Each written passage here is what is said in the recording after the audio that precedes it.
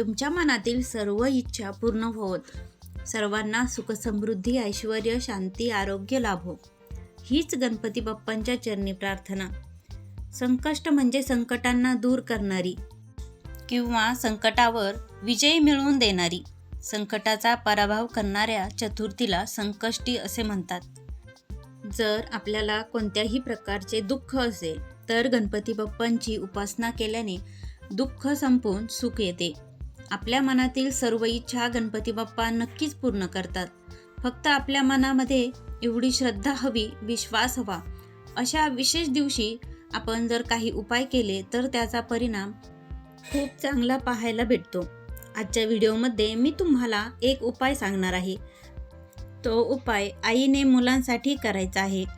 जर तुमची मुलं तुमचं ऐकत नाहीत, अभ्यास करत नाहीत किंवा त्यांना अभ्यास करूच वाटत नाही, तर त्यासाठी आपण काय करू शकतो तर पहा, आपल्या सर्वच महिलांना असं वाटत असतं की माझ्या मुलीने या स्पर्धेच्या युगामध्ये टिकून राहावं, नेहमी अग्रेसर राहावं, आपल्या मुलाचा नेहमी पहिला नंबर यावा किंवा आपल्या मुलाचा बुद्धीचा विकास व्हावा. तर पहा, बुद्धीचे देवता हे गणपती बाप्पा आहेत. जर आपण त्यांची सेवा केली तर आयुष्यामध्ये आपल्याला कुठल्याही क्षेत्रात नेहमी विजय मिळतो. तर गणपती बाप्पांची सगळ्यात प्रभावी सेवा कुठली असेल तर ती आहे गणपती बाप्पांचं अथर्व शीर्षाचं पठण. जर तुम्ही अथर्व शीर्षाचं पठण मुलांकडून रोज म्हणवून घेतलं तर बघा, त्याचं तर खूपच उत्तम. परंतु जर रोज जमत नाही तर संकष्टी चतुर्थीच्या दिवशी तरी तुम्ही अथर्व शीर्षाचं पठण हे करायलाच पाहिजे. जर तुमची मुलं लहान आहे तर अशा वेळेस तुम्ही मुलांना घेऊन बसायचं आणि गणपती बाप्पाच्या मूर्तीवर पाण्याने अभिषेक करत त्याचबरोबर तुम्हाला अथर्व शीर्षाचं पठण करायचं आहे. जर तुम्हाला स्वतःसुद्धा अथर्व शीर्ष म्हणता येत नसेल तर तुम्ही यूट्यूबला लावून ते ऐकून अभिषेक करायचा आहे. आणि मात्र तुम्हाला ते ऐकत असताना उच्चारसुद्धा करायचा आहे. म्हणजे तुम्हाला हे सारखं सारखं ऐकून उच्चार करत पुढच्या वेळी तुम्हाला स्वतःसुद्धा अथर्व शीर्ष वाचता येईल. आणि अभिषेक झाल्यानंतर ते तीर्थ मुलांना प्यायला द्या. नक्कीच तुम्हाला फरक जाणवेल. तुम्ही नक्की करून बघा आणि अनुभव घ्या. गणपती बाप्पांचं अथर्व शीर्षाचं पठण खूप प्रभावी आहे. त्याचे अनुभव काय वर्णावे, हे फक्त तुम्ही स्वतः सेवा करा आणि अनुभव घ्या. त्याचबरोबर गणपती स्तोत्र हे सुद्धा तुम्हाला म्हणायचं आहे. हे बघा, आपल्यावर काहीही संकट असलं किंवा आपल्याला विद्या पाहिजे, धन पाहिजे किंवा आपल्यावरचं जे काही संकट आहे ते सुद्धा टाळावं असं जर तुम्हाला वाटत असेल तर तुम्ही रोजसुद्धा गणपती बाप्पांचं स्तोत्र म्हटलं तरी सुद्धा चालतं. परंतु जर रोज शक्य झालं नाही तर तुम्ही संकष्टी चतुर्थीच्या दिवशी तुम्हाला गणपती बाप्पांचं स्तोत्रसुद्धा म्हणायचं आहे. तर ते बघा, प्रणम्य शीर्षा देवम गौरीपुत्रम विनायकम, हे जे स्तोत्र आहे ते तुम्हाला म्हणायचं आहे. याचे खूप अगणित अनुभव आहेत. खूप म्हणजे खूप प्रभावी आहे. जर हे तुम्ही रोज मुलांकडून म्हणवून घेतलं किंवा त्यांना जवळ बसून ऐकवलं तर ते त्याचा खूपच चांगला परिणाम होईल. म्हणजे मुलं खूप बुद्धीने तीक्ष्ण होतील.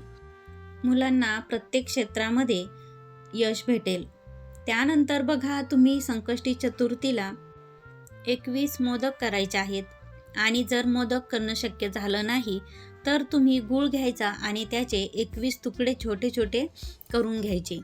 किंवा आजकाल बाजारामध्ये बघा, तुम्हाला छोटे छोटे गुळाचे पॅकेटसुद्धा भेटतात. तर ते सुद्धा तुम्ही घ्यायचे आणि गणपती बाप्पांच्या मंदिरात जाऊन ते गणपती बाप्पांना अर्पण करायचे आहेत. तुम्ही मोदक बनवले तर अतिशय उत्तम. कारण तुम्हा सर्वांना माहीत आहे की गणपती बाप्पांना मोदक किती प्रिय आहे ते. तेव्हा मोदक जरूर बनवा आणि गणपती बाप्पांच्या मंदिरात जाऊन गणपती बाप्पांना तुम्ही अर्पण करा. तर गणपती बाप्पाच्या मंदिरात जाताना तुम्ही 21 दुर्वा घ्या आणि त्याचा एक पंच तयार करा. त्यावर 11 वेळा अथर्व शीर्षाचं पठण करायचं आहे. जर तुम्हाला 11 वेळा अथर्व शीर्षाचं पठण करणं शक्य झालं नाही तर 1 वेळा म्हणा. फक्त कुठलीही सेवा तुम्ही कमी करा, परंतु ती सेवा करताना अगदी मनापासून श्रद्धेने केली तर ती देवापर्यंत नक्कीच पोहोचते. तर दुर्वा हातात घेऊन अथर्व शीर्षाचं पठण करून ती गणपती बाप्पांच्या चरणी अर्पण करा.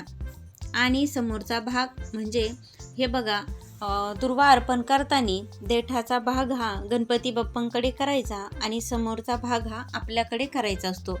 अशा प्रकारे तुम्ही दुर्वा गणपती बाप्पांना अर्पण करायचे आहे.